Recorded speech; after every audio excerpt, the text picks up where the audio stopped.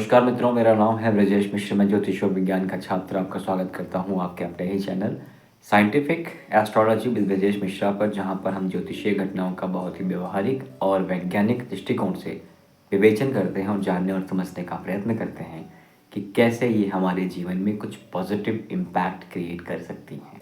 मित्रों, आज का जो प्रकरण है, आज की जो बातचीत हमारी होने वाली है वो है नवंबर 2025 में क्या ऐसे ग्रहों का संयंत्र बन रहा है, क्या संयोग बन रहा है जो हमारे जीवन पे कुछ पॉजिटिव और कुछ नेगेटिव इम्पैक्ट क्रिएट करने वाला है। तो वो क्या हो सकते हैं, आइए समझते हैं कि सबसे पहले व्यवस्था क्या है, कौन सा ग्रह कहाँ बैठा है और उसके हिसाब से क्या क्या चीज़ें हमारी लाइफ में होने वाली हैं। मित्रों, आगे बढ़ने से पहले मैं कंफर्म कर दूं कि यहाँ हम गोचर की बात करने वाले हैं। गोचर का मतलब वर्तमान गोचर, कि आज का शुक्र कहाँ, आज का गुरु कहाँ, आज का शनि कहाँ। आपके जन्म के समय जो गोचर था वो आपके जन्म कुंडली में आपको अच्छे से पता है। जन्म कुंडली में जो स्थिति ग्रहों की है और आज की जो स्थिति ग्रहों की है वो क्वांटम इंटेंगलमेंट के रूल से इंटेंगल्ड है। यानी कि जो ग्रह कुंडली में, मान लेते हैं, एग्जाम्पल लेते हैं कि आज का जो गुरु है ना, वो आज का गुरु कुंभ राशि के लिए आपके 6वें घर में बैठा, स्वास्थ्य के लिए स्थितियां ठीक नहीं कर रहा है। अगर यही गुरु आपके लग्न में बैठा है कुंडली में और आज का गुरु 6वें में बैठा है, तो आपका 6वां घर एक्टिवेट हो चुका है दोनों तरीके से, गोचर और आपकी कुंडली के बेसिस पर। तो इसका मतलब ये हुआ, जिनको भी ऐसी कुंडली में ऐसी व्यवस्था है उनको स्वास्थ्य की समस्याएं तो हो ही जानी है, राइट। तो जो ग्रह कुंडली में कहाँ बैठा और गोचर में कहाँ है, 6, 8, 12 के अलावा अगर कोई घर है तो फिर भी ठीक है। लेकिन अगर वो आज का ग्रह आपकी कुंडली से 6वें, 8वें या 12वें पड़ रहा है तो समस्या तो रहेगी। अब मैं व्यक्तिगत कुंडली आपकी नहीं देख रहा हूँ, इसलिए एग्जैक्ट और एक्यूरेट चेंजेस जो आपके जीवन में होने वाले हैं वो कुंडली और दशा देख करके ही बताई जा सकती है। लेकिन तो क्या वर्तमान गोचर के बारे में बात करना बिल्कुल बेकार है या कुछ फ़ायदा नहीं? ऐसा नहीं है। वर्तमान गोचर में अगर कुछ पॉजिटिविटी है तो आपकी दशा पर भी, कुंडली पर भी, भुक्ति पर भी उसका इम्पैक्ट होना ही होना है। फॉर एग्जाम्पल, आप एक बुरे फेज से चल रहे हो, दशा ठीक आ गई, सॉरी ट्रांजिट, गोचर ठीक आ गया, तो उसी बुरी दशा में जो आज का ट्रांजिट अच्छा आया है उस बुरे प्रभाव को कम कर देगा। ठीक है, तो आइए आगे बढ़ते हैं कि कौन कौन सा ग्रह कहाँ कहाँ बैठा और किस तरह से चीज़ों को हम देख सकते हैं। सबसे पहले बहुत इम्पॉर्टेंट ट्रांजिट हुआ है मंगल का। मंगल आपके कर्मेश हैं, 10वें घर के मालिक हैं, और 10वें घर के मालिक होकर के आज, यानी कि जब भी ये वीडियो आपके पास जाएगी, बिकॉज 45 डेज़ के लिए मंगल आपके कर्म वाले घर में ही बैठे हुए हैं। तो लगभग 2 साल के बाद मंगल ऐसी स्थिति में आए हैं, केंद्र में आए हैं और अपनी राशि आए हैं। इससे पहले कभी मित्र की राशि, तो कभी शत्रु की राशि, तो कभी नीच की राशि, तो कभी वक्री। लगभग 2 सालों में ऐसे ही अवस्था चल रही थी, लेकिन पहली बार मंगल केंद्र में आए हैं, अपने घर में आए हैं। वहाँ बैठा हुआ मंगल एक तो कुल दीपक योग बनाता है, आपको पता है। कोई ऐसा काम जो आपके कुल खानदान में किसी ने नहीं किया होगा, आप कर सकते हो। क्या जितने भी कुंभ राशि के जातक हैं सबका कुल दीपक योग एक्टिवेट हो जाएगा? ऐसा नहीं है।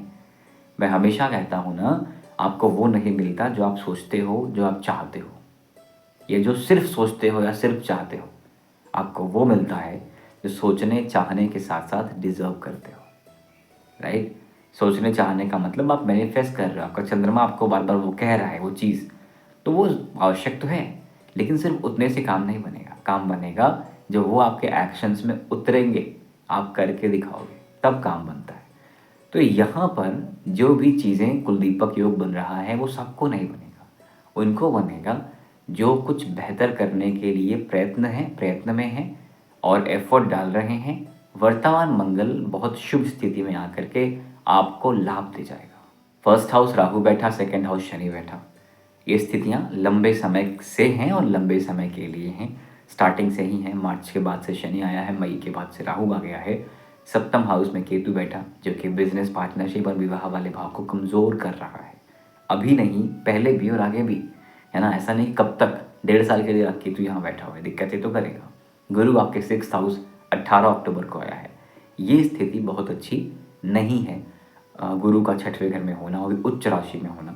बुध अभी तो 9वें स्थान में, सूर्य और शुक्र जो हैं आगे मूव कर चुके हैं तुला में, और तुला के बाद फिर मंगल में पहुंचेंगे ये लोग, ठीक है। जहाँ पे मंगल पहले से बैठा हुआ है वृश्चिक राशि में, वहीं पर सूर्य भी पहुंचेगा 16 नवंबर को। तो जब सूर्य पहुंचेगा और मंगल सूर्य की युति हो जाएगी तो अस्त वाला अवस्था प्रभाव हम ज़रूर देखेंगे, लेकिन तब तक हम मंगल के पॉजिटिव इम्पैक्ट्स की बात भी कर लेनी चाहिए और कर लेते हैं। अगर मंगल के दृष्टि संबंधों की बात की जाए तो मंगल जो है 1 2 3 4 फर्स्ट हाउस पे मंगल का एस्पेक्ट है। स्वास्थ्य संबंधी दिक्कतों से जो कोई गुजर रहा है उसके लिए मंगल का फर्स्ट हाउस पे होना यानी कि इम्यूनिटी कॉन्फिडेंस बढ़ जाना, यानी कि फाइट करने की क्षमता बढ़ जाना। प्रॉब्लम है आप फाइट करोगे मेंटली भी फिजिकली भी, ठीक है। तो मंगल का फर्स्ट हाउस जाना, अब फर्स्ट हाउस जाना मंगल का सिर्फ पॉजिटिव ही तो नहीं हो सकता, कुछ तो नेगेटिव भी है। कुछ नेगेटिव क्या है, एंगर, टेम्परामेंट, थोड़ा सा ध्यान दीजिएगा। फ्रस्ट्रेशन बढ़ सकता है, उसको भी थोड़ा ध्यान दीजिएगा, ठीक है। 10वें घर में बैठा मंगल करियर के लिए तो अच्छा है ही, कर्म भाव के लिए अच्छा है ही, फर्स्ट हाउस के लिए भी अच्छा होता दिख रहा है।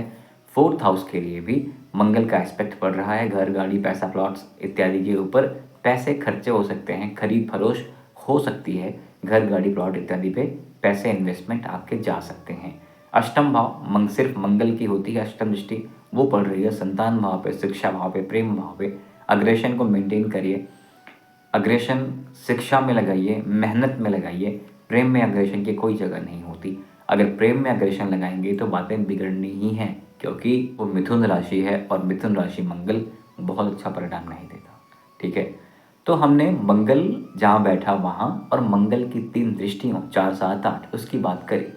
साथ में मंगल 2 राशियों का मालिक होता है, एक तो वृश्चिक है जहाँ स्वयं बैठा है, दूसरा मेष है जो आपके पुरुषार्थ पराक्रम सिबलिंग्स वाले भाव में है।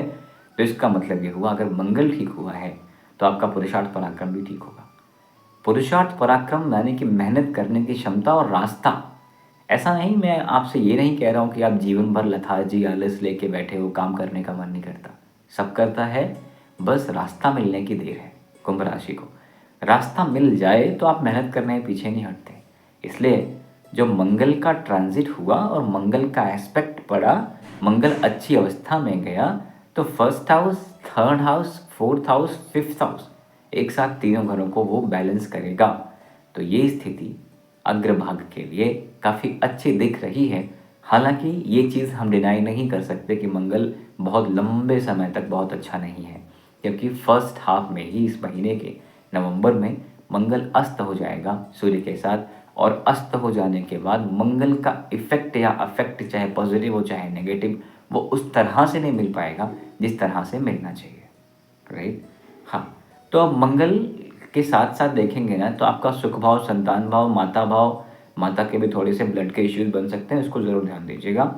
और संतान भाव, संतान प्रेम, ये सब के तो मालिक बन गए मंगल। कर्मेश हैं, करियर के लिए भी अच्छी स्थिति क्रिएट कर रहे हैं मंगल, और कॉन्फिडेंस भी आपका है, मसल भी आपका है, हेल्थ भी आपका है, तो ये मंगल वो भी ठीक करने का पूरा प्रयत्न करेंगे। भूमि, वाहन, घर इत्यादि पे ज़रूर पैसे खर्चे कराएंगे। धन, वाणी, परिवार पे ज़रूर ध्यान दीजिएगा। वाणी पे ध्यान रहेगा, अग्रेशन ठीक रहेगा तो परिवार भी ठीक रहेगा। यहाँ से बैठ करके स्थान परिवर्तन के योग तो बनेंगे। कर्म, काम को लेकर के अपने काम के सिलसिले में स्थान परिवर्तन के योग भी बनते हैं। साथ में क्रिएटिविटी का एस्पेक्ट, बिकॉज पंचम भाव क्रिएटिविटी को दिखाता है, क्रिएटिविटी का एस्पेक्ट, संतान शिक्षा का एस्पेक्ट, स्टॉक मार्केट का एस्पेक्ट भी यहाँ से ओपन होता है, जागृत होता है। हमने सिर्फ कर्म की बात की, हमने सिर्फ मंगल की बात की। अब सिर्फ कर्म भाव और सिर्फ मंगल ही नहीं, अन्य भी 8 ग्रह बैठे हुए हैं, तो उनकी अवस्था भी देख लेते हैं। राहु, केतु, शनि तो एग्जैक्टली उसी सिचुएशन में है, नहीं बदले हैं और नहीं कोई ट्रांजिट हुआ है।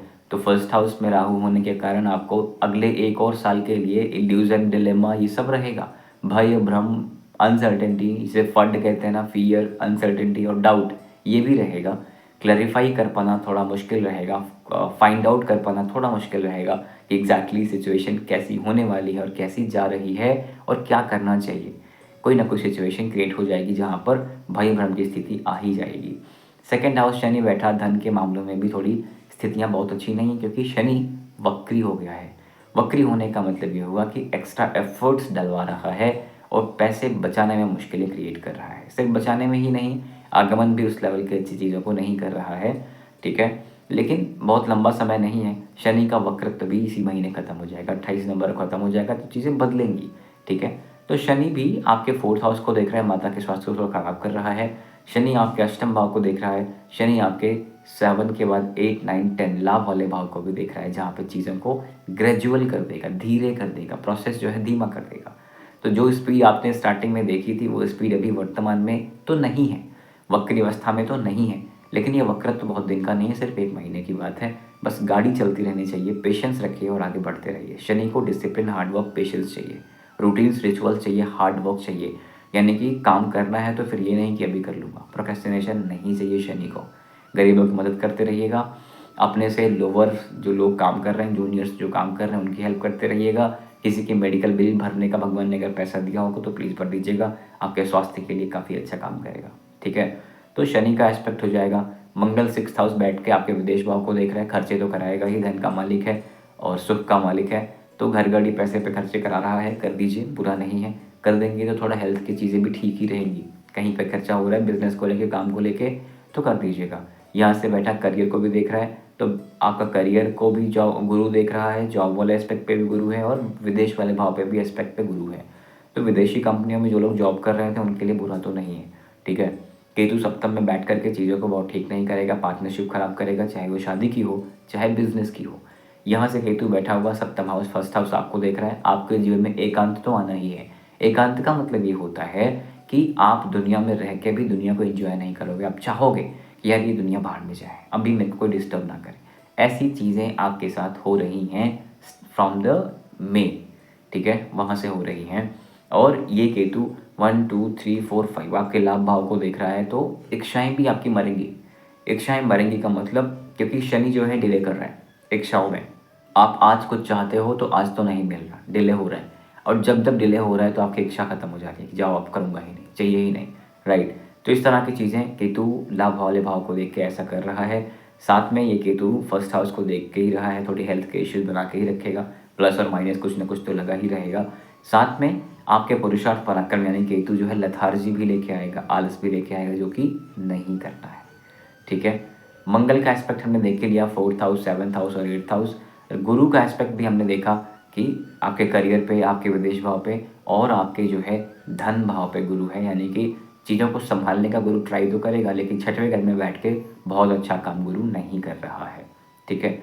बुध, सूर्य, शुक्र के एस्पेक्ट की अगर हम बात करें तो यहाँ से पुरुषार्थ पराक्रम यानी 3rd हाउस पे ही एस्पेक्ट जा रहा है, जो कि बहुत ज़्यादा पॉजिटिव या बहुत ज़्यादा नेगेटिव नहीं, जो कि मिक्स है। तो ओवरऑल अगर देखा जाए तो काम करने में बहुत प्रॉब्लम्स तो नहीं है, काम तो होंगे, काम आप करोगे, कुछ ना कुछ रास्ते भी मिलेंगे। इल्यूजन के साथ क्लैरिटी पे थोड़ी सी प्रॉब्लम है, मेहनत करना पड़ेगा कि फाइंड आउट कैसे करेंगे, क्या है, कहाँ पे आगे बढ़ना है। वो भय भ्रम की स्थितियाँ अभी भी बनी हुई हैं, लेकिन इन सब को क्लब करके अगर मैं आपको क्रक्स बताऊँ तो ये है, मंगल का कर्म स्थान पे गोचर बुरा नहीं, अच्छा हुआ, अच्छा है। गुरु स्वनक्षत्र उच्च का है, स्वास्थ्य वाले घर में बैठा खराब कर रहा है, रोग, रिपु, ऋण, इसका ध्यान दीजिएगा कि एक तो स्वास्थ्य में भी प्रॉब्लम, मेंटल एंड फिजिकल। रिपु मतलब दुश्मनी, लोग डिच कर सकते हैं, लोग छोड़ सकते हैं, इसका ध्यान दीजिएगा। और साथ में ऋण मतलब धन व्यय कहाँ पे हो रहा है, इसका भी ध्यान दीजिएगा। आपके द्वादशेष, आपके फर्स्ट हाउस लॉर्ड आपके 2nd हाउस बैठे हैं, ठीक है। तो खर्चे करने वाला भाव जो है, खर्चे करने वाला मालिक जब धन भाव में आके बैठे तो स्थिति बुरी तो नहीं है, क्योंकि धन भाव का मालिक खर्चे में बैठे वो अलग बात होती है। तो वक्री होने के कारण थोड़ी सी स्ट्रगल है, उसको इस महीने में निकालिए, ठीक है। अपने माइंडसेट को ऐसा अलाइन करिए कि भाई मेहनत तो करना पड़ेगा, टाइम तो लगेगा, सडन कुछ नहीं हो रहा है तो मेहनत करना पड़ेगा, उसके लिए तैयार रहिए, ठीक है। अब गुरु, केतु, बुध, सूर्य, शुक्र, मंगल, राहु, शनि, इन सब के ना बेसिक उपायों को समझ लेते हैं। इल्यूजन है, इंसर्टेनिटी है, डाउट है, फियर है, इनसिक्योरिटी है, खर्चा है, स्वास्थ्य।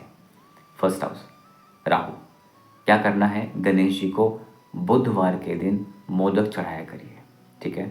बाकी बीज मंत्रों का जाप कर सकते हैं तो बहुत अच्छा है।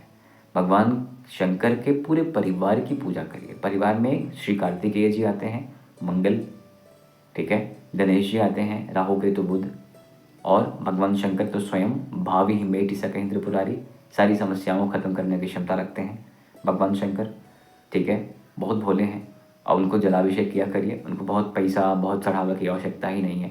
बेसिक लेवल की नेसेसिटी है कि बस आप उनको जल दिया करिए। इतना करके भी भगवान शंकर को प्रसन्न कर सकते हैं। बेलपत्र दिया करिए, इतना करके भी भगवान शंकर को प्रसन्न कर सकते हैं। तो भगवान शंकर को प्रसन्न करिए। अब इसका मतलब ये नहीं कि भगवान शंकर प्रसन्न हो जाएंगे, सब कुछ ठीक हो जाएगा, नहीं। आपके अंदर ही ना एक ऐसी एनर्जी, एक ऐसी स्टेमिना भगवान शंकर डाल देंगे कि आप अपने कर्मों के प्रति अग्रसर हो जाएंगे। तो कर्म छोड़ करके कर्मफल नहीं मिलेगा, मिलेगा तो कर्मफल ही, लेकिन कर्म बेहतर हो जाएंगे, ये चीज़ भगवान शंकर अवश्य कर देंगे, ठीक है। तो इसलिए भगवान शंकर की शरण में रहने से शनि का प्रकोप भी कम होगा। रुद्र गायत्री मंत्र के साथ भगवान शंकर का अभिषेक किया करिएगा। चंद्रमा भी ठीक होंगे। डीप ब्रीदिंग किया करिएगा और वॉक भी किया करिएगा, ज़मीन पे वॉक किया करिएगा, वृक्षारोपण किया करिए और कोशिश करिए कि महीने में एक पेड़ लग जाए तो काफ़ी अच्छा ही है, ठीक है। वृक्षारोपण किया करिए। बाकी अगर पिता से प्रॉब्लम चल रही हो, हालांकि 16 नवंबर तक सूर्य बहुत अच्छी स्थिति में तो नहीं है, शत्रु की राशि बैठे हुए हैं, तो बॉस के साथ भी समस्या, पिता के साथ भी समस्या या सीनियर्स के साथ झगड़े इत्यादि होने की संभावना है। स्वास्थ्य की दिक्कतें बनेंगी, ठीक है। इसको ठीक करने के लिए एक तो सडन इतना जल्दी प्रभाव आएगा नहीं कि आप आज कोई उपाय करें आज ही ठीक हो जाए, लेकिन अब जो कुछ कर सकते हैं वो करने के लिए तो रूटीन रिचुअल्स ठीक रहने चाहिए। सीनियर्स के भी, जिसके साथ दिक्कतें चल रही हैं या जिसको आप ठीक कर सकते हो उनके लिए, साथ में आदित्य हृदय शोध का पाठ करके आप चीज़ों को कुछ तो बेहतर कर सकते हो, ठीक है। तो ये है अवस्था, ये है व्यवस्था। आशा करता हूँ कि आने वाला समय शुभ हो, आप तरक्की करें, आगे बढ़ें। भगवान श्री राम आपकी सभी मनोकामनाएं पूर्ण करें। आपके सपोर्ट के लिए बहुत बहुत धन्यवाद। कृपया चैनल को सब्सक्राइब करें। Thank you very much. जय श्री राम।